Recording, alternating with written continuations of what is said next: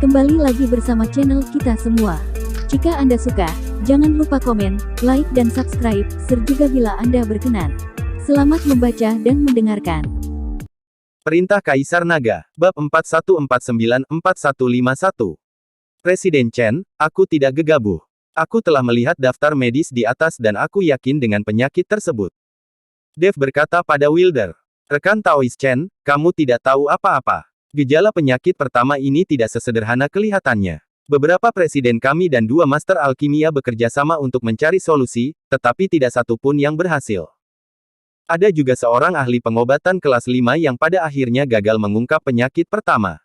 Sekarang dia telah kehilangan semua kultivasinya. Dia menghabiskan seluruh waktunya dengan mabuk-mabukan untuk menghilangkan kesedihannya. Dan dia baru saja bunuh diri beberapa hari yang lalu.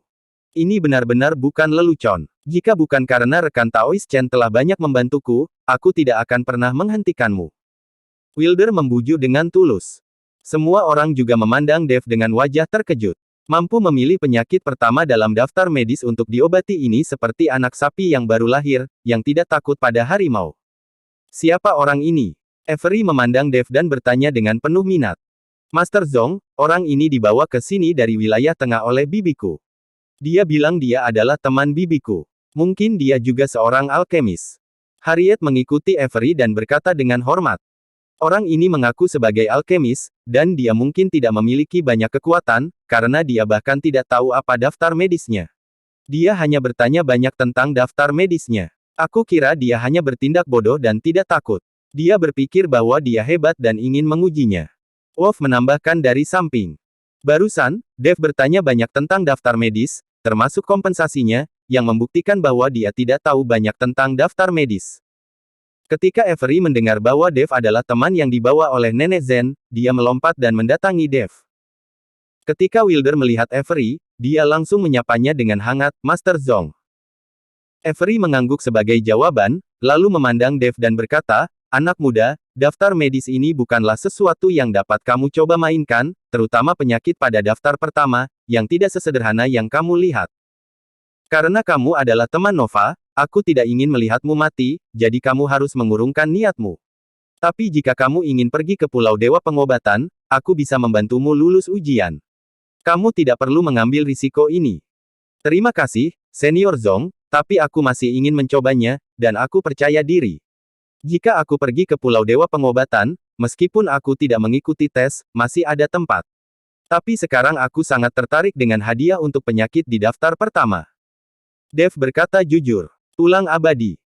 Avery tertegun sejenak, lalu tersenyum, dikatakan bahwa tulang abadi sebanding dengan senjata abadi, dan jika digiling menjadi bubuk dan dimakan, itu dapat memiliki efek yang besar dan meningkatkan kekuatan seseorang secara signifikan. Tetapi meskipun ingin menggilingnya menjadi bubuk, itu sangat sulit, dan menggiling tulang abadi tidak semudah yang kamu kira. Menggilingnya menjadi bubuk, memakannya. Dev sedikit terkejut. Sial, tulangku telah menjadi sumber daya bagi orang-orang ini untuk meningkatkan kekuatan mereka. Raja Iblis Awan Merah mengumpat dengan marah. Senior Zong, aku ingin tulang abadi untuk keperluan lain, bukan untuk dimakan.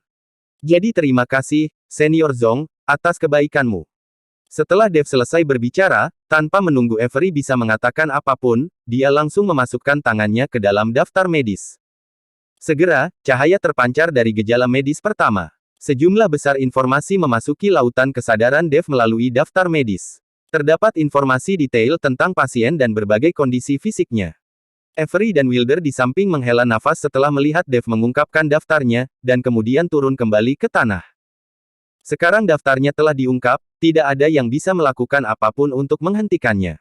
Mereka hanya bisa berharap pada keberuntungan Dev. Jika pengobatannya gagal, terima saja nasibnya. Setelah Dev menerima semua informasi, dia perlahan turun ke tanah. Sekarang Dev memiliki semua informasi penyakit, dan bahkan informasi pribadi pihak lain. Jadi sekarang saatnya mencari tahu cara mengobatinya. Semua orang memperhatikan Dev dengan tenang, bahkan Willis pun menonton dengan tenang, menunggu apa yang akan dilakukan Dev selanjutnya. Gemuruh.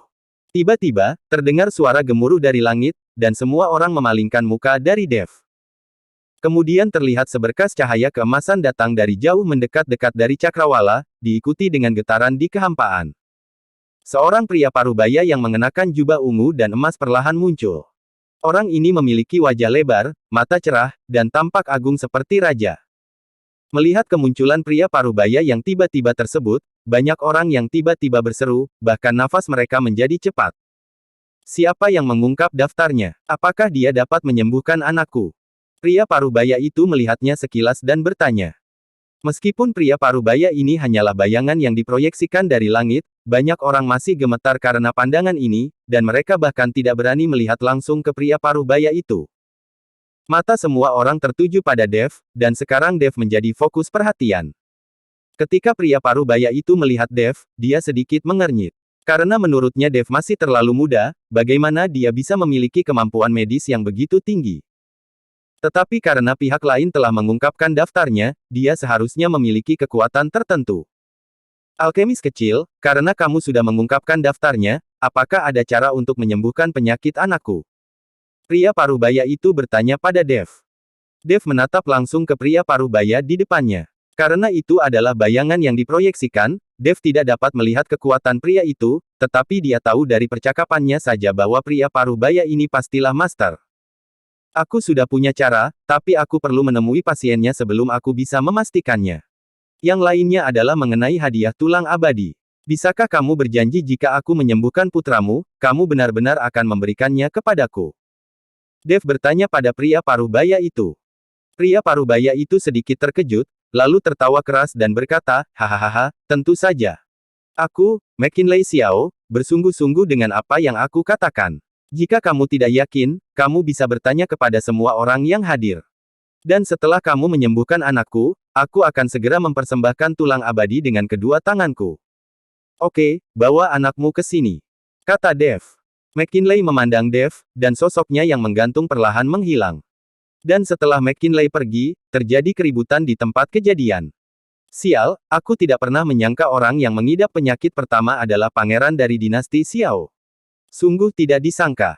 Pangeran Xiao sangat berbakat. Kudengar dia telah mencapai alam Mahayana beberapa tahun yang lalu, tapi dia menghilang dalam beberapa tahun terakhir. Tanpa diduga, ternyata dia sakit. Mungkinkah Pangeran Xiao telah mempraktikkan keterampilan jahat? Apakah dia kerasukan dan menjadi gila serta haus darah? Jangan bicara omong kosong, atau hidupmu dalam bahaya. Ada banyak alasan untuk menjadi gila dan haus darah, dan itu tidak berarti dia kerasukan. Semua orang membicarakannya, tapi Dev bingung. Dia tidak tahu apa itu dinasti Xiao, apalagi sang pangeran.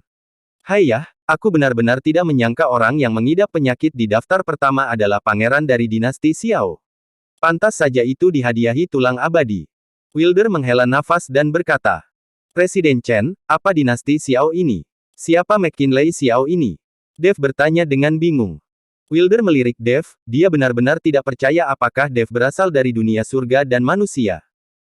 Rekan Taois Chen, dinasti Xiao ini adalah negara dengan luas sepertiga dari seluruh wilayah barat. Bagi sekte dan keluarga bangsawan lain, mampu mengendalikan seluruh klan dan sebuah kota dianggap cukup bagus. Tapi dinasti Xiao ini memiliki ratusan kota di bawah yurisdiksinya. Ini adalah kekuatan terbesar di dunia surga dan manusia. Wilder menjelaskan kepada Dev. Wow, apakah dia begitu hebat? Dev sedikit bingung saat mendengar ini, jadi dia segera melanjutkan bertanya, lalu siapa McKinley Xiao itu tadi? Orang itu adalah Kaisar Xiao dari dinasti Xiao, dan orang yang sakit seharusnya adalah putranya, McKinley Xiao. Kata Wilder. Di wilayah apa kekuatan orang itu? Bisakah dia mengendalikan wilayah seluas itu di dunia surga dan manusia? Dev bertanya dengan bingung. Semua orang tahu, bahwa semakin besar wilayah di bawah yurisdiksinya, semakin banyak sumber daya yang bisa dia peroleh. Dengan karakter mencari keuntungan dari setiap orang di dunia surga dan manusia, jika mereka tidak memiliki kekuatan absolut untuk melindungi wilayah seluas itu, mereka pasti akan digerogoti. Aku tidak tahu tentang itu, tapi bertahun-tahun yang lalu, McKinley Xiao telah menerobos ke alam Mahayana hanya dalam 100 tahun dan menjadi jenius termuda di dunia surga dan manusia, dan aku juga mendengar bahwa putranya lebih berbakat daripada McKinley, tetapi aku tidak menyangka dia akan terkena penyakit ini. Kata Wilder. Dev memikirkannya. McKinley Xiao, yang tiba-tiba muncul, yang tampaknya sangat kuat. Jika anaknya benar-benar tidak dapat disembuhkan, akan sulit baginya untuk melarikan diri. Lihat, apaan tuh? Tiba-tiba seseorang berteriak.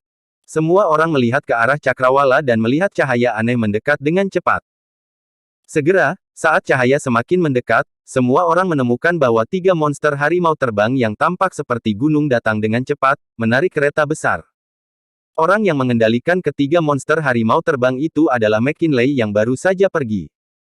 Dan di atas kereta ini terdapat sangkar besi yang terbuat dari besi hitam keras yang masing-masing tebalnya 1 meter. Dan di sekitar rantai besi tersebut terdapat puluhan rantai besi yang ujung-ujungnya diikatkan pada manusia. Mata pria itu merah dan giginya tajam, seperti iblis. Seluruh kereta diselimuti formasi, dengan cahaya warna-warni berkedip di sekelilingnya. Apakah orang yang ada di dalam sangkar itu adalah Pangeran Xiao? Kudengar Pangeran Xiao dulunya adalah pria yang tampan. Bagaimana dia bisa menjadi seperti itu sekarang? Dia sangat menakutkan, seperti iblis. Pantas saja McKinley menawarkan harta seperti tulang abadi sebagai hadiah dan ingin menyelamatkan putranya sendiri. Sebenarnya apa yang terjadi? Ketika semua orang melihat pemandangan itu di depan mereka, mereka tidak bisa menahan diri untuk tidak berbisik. Willis Ouyang dari Pulau Dewa Pengobatan, memberi penghormatan kepada Kaisar Xiao. Ketika Willis melihat wujud asli McKinley mendekat, dia buru-buru melangkah maju untuk memberi hormat. McKinley hanya mendeham santai, mengalihkan perhatiannya ke Dev, lalu berkata, "Alkemis kecil, aku sudah membawa anakku, dan kamu harus bisa mengobatinya. Selama anakku bisa disembuhkan, aku tidak hanya bisa memberimu tulang abadi, tapi kamu juga bisa menjadi tamu kehormatan di dinasti Xiaoku." Dev melirik McKinley di dalam sangkar besi, lalu berkata, "Aku harus maju dan memeriksa sendiri untuk menemukan akar masalahnya. Tidak masalah, tapi temperamen anakku tidak stabil, jadi kamu perlu lebih memperhatikannya. Aku akan membuka sangkar besi dan berjaga tapi jangan membuatnya marah." Setelah McKinley selesai berbicara, dia hendak mengangkat formasi di sekitar sangkar besi. Tidak perlu membuka formasi. Jika anakmu menjadi gila, tanpa kendali sangkar besi dan formasi, banyak alkemis di sini yang akan menderita. Dev menghentikan McKinley dan berkata, "Jika kamu tidak membuka formasinya, bagaimana kamu bisa naik dan memeriksanya?" McKinley tercengang dan berkata, "Aku punya caraku sendiri." Dev berjalan ke sangkar besi, melihat formasi, dan dengan lembut menekannya dengan telapak tangannya. Formasi itu bergetar beberapa saat dan kemudian perlahan menghilang. Setelah Dev naik ke kereta, formasi secara ajaib muncul kembali. Melihat pemandangan ini, mata semua orang terbelalak dengan wajah tidak percaya. Semua menyadari bahwa mereka semua adalah alkemis di sini, bagaimana orang itu bisa mengetahui teknik formasi juga. Dev juga seorang alkemis, tapi mereka tidak menyangka, dia bisa mengaktifkan dan mematikan formasi dengan begitu mudah. Ketika McKinley melihat ini, dia mengerutkan kening dan wajahnya menjadi sedikit jelek. Memang benar ada spesialisasi di bidang alkemis. Sekarang Dev telah menunjukkan kemampuan formasi yang kuat, itu berarti keterampilan medisnya pasti tidak terlalu bagus. Dan hanya sedikit orang yang telah mempraktikkan teknik formasi dan keterampilan medis hingga mencapai tingkat kemahiran. Dan semakin kuat keterampilan formasi Dev sekarang, McKinley akan semakin kecewa. Yang dia inginkan adalah seorang alkemis yang bisa mengobati penyakit putranya, bukan ahli formasi. Bersambung.